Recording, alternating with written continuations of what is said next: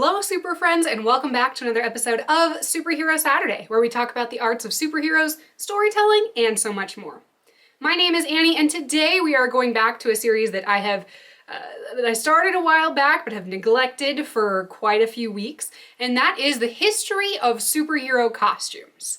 On the last stop of our tour through time, we were discoing our way through the 70s, but now we're moving on to the totally tubular 80s for the Copper Age of comics. We'll take a brief look at the world at large, then dive into the realm of superhero fiction, and finally end with a redesign of my original characters as if they were printed in the 1980s. So grab your bright neon colors, your Mega Hold hairspray, and your Rubik's Cube, and let's dive into the Copper Age of comics. The world of the 1980s. This era of American pop culture history is a famous one. Computers were gaining traction, Reaganomics promoted the middle-class American dream, the Cold War kept us on our toes, but overall it was a time of cultural groundbreakers and material prosperity. At home, sitcoms showed slices of life in convenient half-hour slots. At the movies, Steven Spielberg created classic after classic. Though there were dangerous undercurrents for this generation, life in America was always portrayed with bright optimism.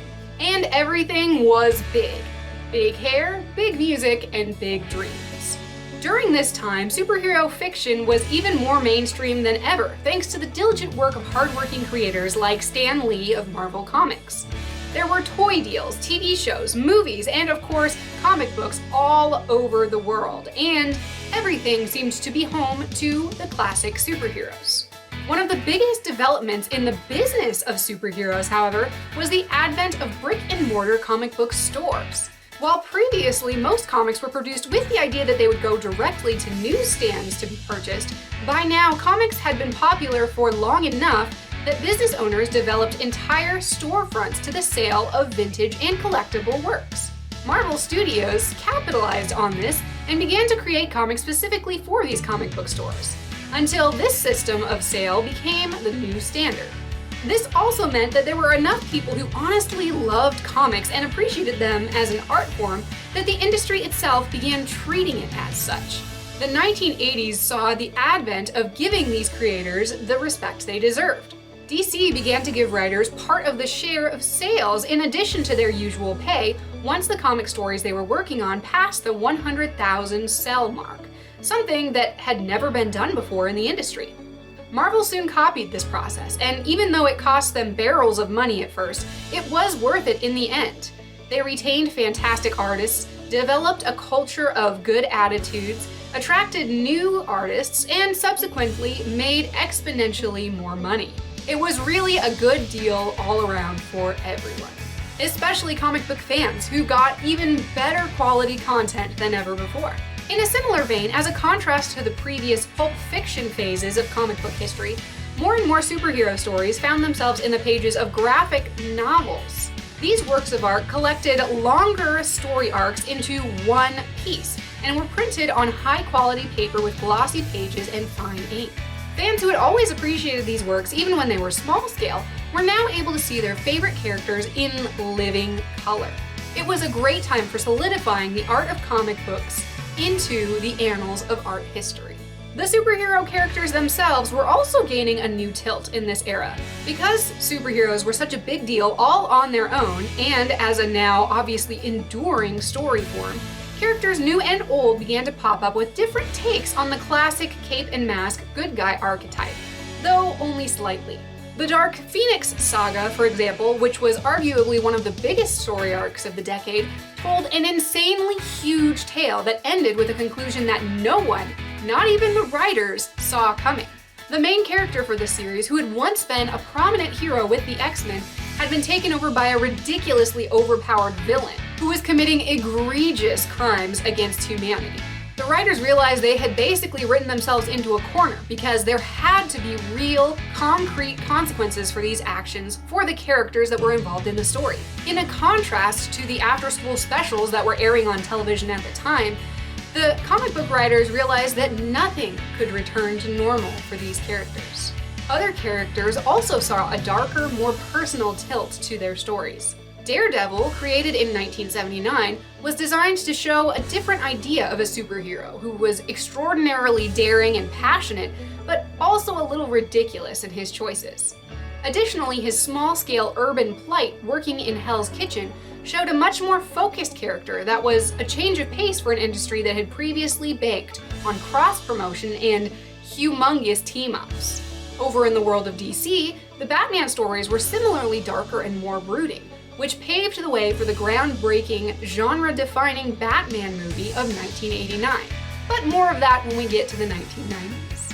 As far as fashion goes, the 1980s were as big as it gets. Big hair, bright colors, radical patterns, and dramatic poses found their way into superhero costumes. As an interesting contrast, not many classic superhero costumes were extensively altered during this time, probably because fans finally appreciated the history and wanted some consistency in their stories. However, as always, the style of the time shows up in the finer details. If you've been following along in the series, you'll know that at the end of these videos, I always take a moment to redesign two of my own superhero characters as if they were made in the era that we're studying. For our male character, we have Cannonball Cooper, whose costume admittedly doesn't change too much from the 70s except to lose a few of those really iconic 70s additions. Though the most well-known superhero movies of the late 70s and early 80s depicted a relatively ordinary-looking guy in a blue suit, the comic book version of Superman began to take on an even more muscular and intimidating physique for the Man of Steel.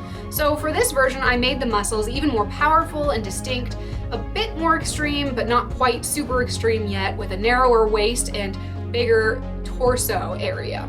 I also took away the 70s collar and gave him a simple circular hem around his neck.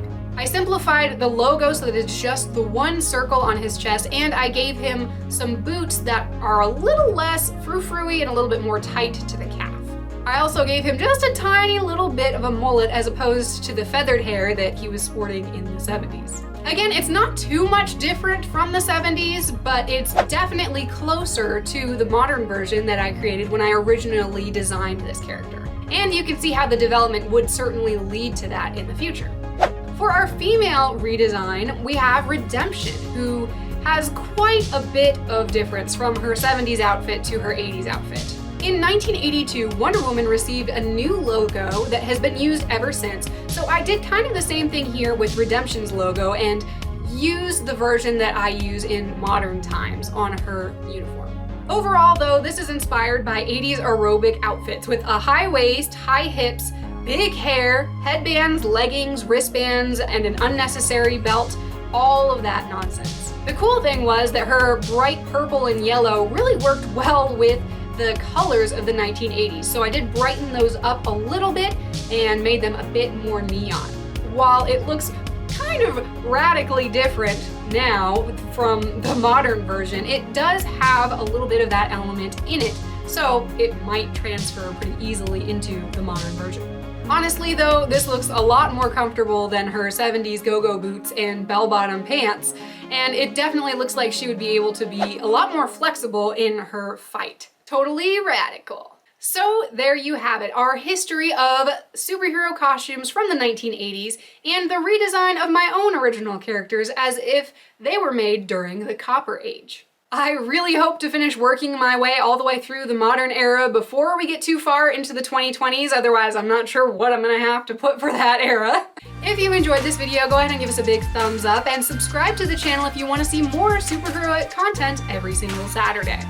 You can join the team by following us on social media or supporting us over on Patreon, where you can get exclusive behind-the-scene content and even more swag and materials to fill out your superhero arsenal.